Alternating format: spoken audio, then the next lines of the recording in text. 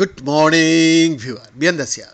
Here's the breaking news from Brisbane, Australia.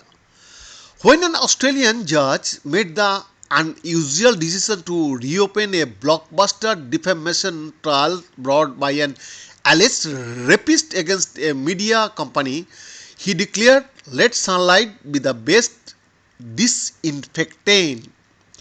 That's how claims later described by Justice Michael Leah's sordid found their way into the public sphere, giving a startling insight into the way producers from a major television network allegedly secured an interview with the former government staffer with illicit drugs, sex workers, a golf trip, and expensive meals. Yeah, the defamation case enthralled the Australian public when the main parties took the stand last year, and anticipation was high for a ruling on Thursday. But the arrival of new witnesses saw thousands tune in to watch the reopened case as it was broadcast live on YouTube.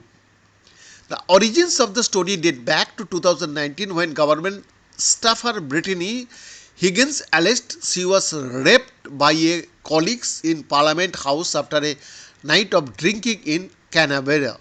The man she accused of the crime, Bruce Leherman, vehemently denied any sexual activity took place, and in court he pleaded not guilty to one count of sexual intercourse without consent.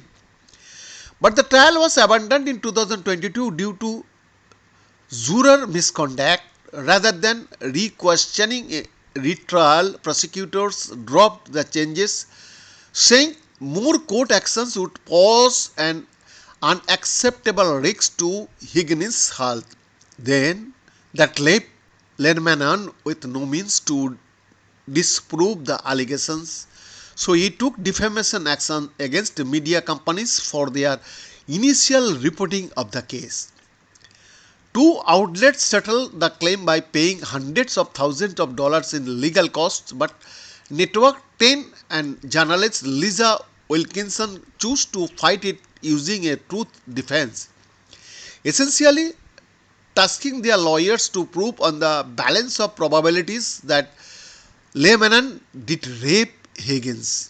2 years after the night in question, Higgins went public in 2021 with the allegation that she had been raped in Parliament House.